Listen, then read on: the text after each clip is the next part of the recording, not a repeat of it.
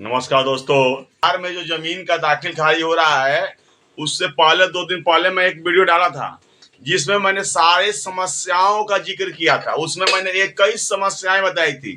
अगर आपने वो वीडियो नहीं देखा होगा तो प्ले लिस्ट में जाकर के देख लीजिएगा।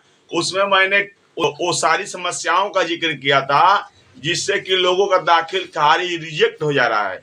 लेकिन आज के मैं इस वीडियो में ये भी जिक्र करूंगा वे कौन कौन से दाखिल खारिज हैं जो अंचल कार्यालय से नहीं होगा। वो कौन सा दाखिल खारिज है जो अब अंचल कार्यालय से नहीं होगा। जबकि आपने मेरे थंबनेल में देखा होगा, जैसा कि आप लोगों ने मेरे थंबनेल में देखा होगा कि अब दाखिल खारिज अंचल कार्यालय से नहीं होगा। दरअसल ऐसी बात नहीं है, अंचल कार्यालय से दाखिल खारिज होगा, लेकिन कुछ टर्म्स एंड कंडीशन है कि किस प्रकार का दाखिल खारिज अंचल कार्यालय से नहीं होगा। ये भी जिक्र करूंगा कि वो ऐसे लोग जिन्होंने अपना दाखिल खारिज के लिए अप्लाई किया था और उनका दाखिल खारिज रिजेक्ट हो गया था, उन्हें अब क्या करना है, अपना दाखिल खारिज कैसे कराएंगे। और ये भी जिक्र करूंगा कि जिनका दाखिल खारिज DCALR कोर्ट से रिजेक्ट हो गया था वो अब क्या करेंगे। मतलब हर एक समस्याओं का समाधान मैं अपने इस वीडियो में करूंगा। तो रितेश नॉलेबल चैनल पे आप लोग बने रहें। मेरे चैनल को लाइक करें, सब्सक्राइब करें और अपने दोस्तों में शेयर करें, क्योंकि चाहे वो जमीन से रिलेटेड वीडियो हो, चाहे वो आधार कार्ड से रिलेटेड वीडियो हो, चाहे वो राशन कार्ड से रिलेटेड वीडियो हो, चाहे वो रेलवे से रिलेटेड वीडियो हो, चाहे वो सरकारी जॉब से रिलेटेड वीडियो हो, कुछ भी हो, अगर नया कोई अपडेट आता है तो मैं अपनी चैनल के माध्यम से आपको बताता हूँ, आपको अवेयरनेस करता हूँ। अगर ताजा कुछ न्यूज लेना है, कुछ नया कोई जानना और विस्तार से जानना है, फर्जी नहीं जानना, फेक नहीं जानना है, तो रितेश नॉलेबल चैनल को लाइक, सब्सक्राइब और शेयर कीजिए। आप लोगों ने देखा होगा कि बहुत से लोगों का दाखिल खारिज रिजेक्ट हो जा रहा है। तो एक तो उन लोगों का दाखिल खारिज रिजेक्ट हो जा रहा है जिन लोगों ने किसी से जमीन खरीदा और मान लीजिए वो 4 भाई हैं, उसमें उन लोगों का आपसी बंटवारा नहीं हुआ है।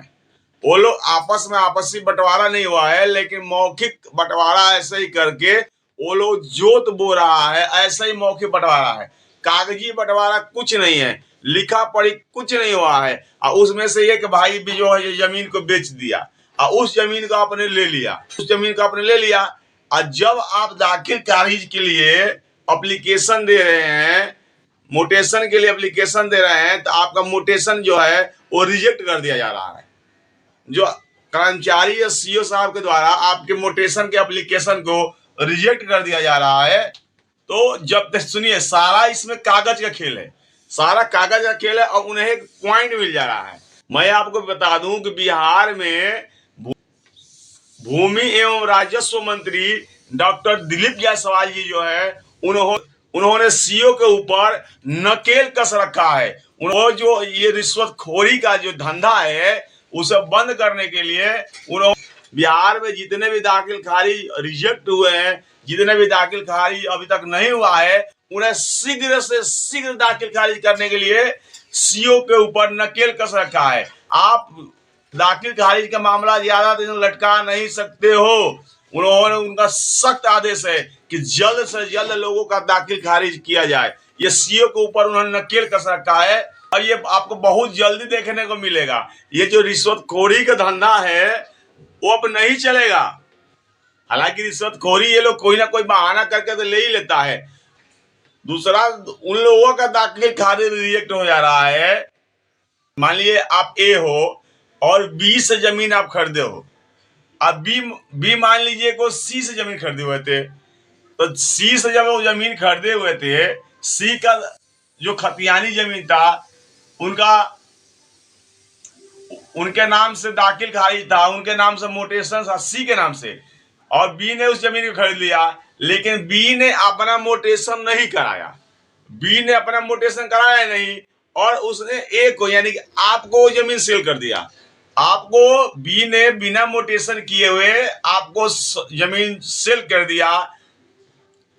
तो उस कंडीशन में जब आप दाखिल खारिज के लिए अप्लाई करोगे तो आपका दाखिल खारिज रिजेक्ट हो जाएगा, क्योंकि बी का ही दाखिल खारिज नहीं हुआ है तो आपका दाखिल खारिज कैसे हो जाएगा। तो ऐसे मामले आपने दाखिल खारिज के लिए अंचल कार्यालय में आवेदन दिया है और आपका दाखिल खारिज रिजेक्ट हो गया है, तो आप पहले अपने कागज को दुरुस्त कर ले। कागज को दुरुस्त करने का मतलब क्या है, आप जो केवाला है, आप जो सी ने बी को केवाला किया है वो केवाला ले ले, बी ने जो सी से खरीदा था वो केवाला ले ले, और उसके बाद DCLR कोर्ट में मोटेशन के लिए अप्लाई करें। एक वकील रखिए और मोटेशन के लिए अप्लाई कीजिए और वकील के माध्यम से DCLR कोर्ट में बहस कराइए, तो फिर वहां से आपका दाखिल खारिज हो जाएगा। अगर DCLR कोर्ट से भी आपका जो दाखिल खारिज है, DCLR कोर्ट से भी आपका दाखिल खारिज अगर रिजेक्ट कर दिया गया है, तो आप ADM साहब के पास, एडिशनल डिस्ट्रिक्ट मजिस्ट्रेट के पास अपना दाखिल खारिज के लिए एप्लीकेशन दीजिए, तो फिर आपका दाखिल खारिज वहां से होगा। आपने मेरे थंबनेल में देखा होगा, मैंने थंबनेल में लगाया था कि अब अंचल कार्यालय से दाखिल खारिज नहीं होगा। तो ये मैं बता दूं कि किन लोगों का अंचल कार्यालय से दाखिल खारिज नहीं होगा। उन लोगों का दाखिल खारिज अंचल कार्यालय से नहीं होगा जिनका दाखिल खारिज का एप्लीकेशन अंचल कार्यालय के द्वारा रिजेक्ट कर दिया गया है। उन लोगों का अंचल कार्यालय से नहीं होगा। वो लोग DCLR के पास अपना एप्लीकेशन दे और वहां से अपना वकील के माध्यम से बहस करवाएं, वहां से अपना मोटेशन कराएं। और अगर DCLR कोर्ट से आपका मोटेशन जो खारिज कर दिया गया है एप्लीकेशन को, तो आप ADM साहब के पास मोटेशन के लिए एप्लीकेशन दे, तो वहां से आपका दाखिल खारिज होगा। और एक चीज और बता दूं कि बहुत से लोग बोल रहे हैं कि सर्वे जो हो रहा है बिहार में, अब अभी तो सर्वे बंद है, लेकिन जब सर्वे चालू होगा तो मेरा दाखिल खारिज हो जाएगा। लेकिन सुनिए, इसमें दो प्रक्रिया है। एक जिसका खतियानी जमीन है, उन लोगों का जो दाखिल खारिज होगा, खतियानी जमीन जिसका है उन लोगों का दाखिल खारिज सर्वे कर्मचारी, सर्वे के जो अधिकारी हैं वो उनका द्वारा होगा। लेकिन अगर आपने किसी से केवाला करवाया है, उस प्रकार की जो जमीन है, केवाला कराया है, रजिस्ट्री कराया है, तो या आपको वसीयत किया गया है, दान पत्र मिला है, तो उस प्रकार की अगर आपकी जमीन है तो अंचल कार्यालय के द्वारा ही आपका दाखिल खारिज होगा। तो रितेश नॉलेज चैनल पे मैंने आपको बताया कि जिन लोगों का दाखिल खारिज रिजेक्ट हो गया उनका दाखिल खारिज कैसे होगा, वो कौन सा जमीन है जिसका दाखिल खारिज अंचल कार्यालय से नहीं होगा, और वो कौन सा जमीन है जो अंचल कार्यालय से आपका दाखिल खारिज होगा। अगर मेरा वीडियो आपको अच्छा लगा होगा तो इसको लाइक, सब्सक्राइब और शेयर कीजिएगा।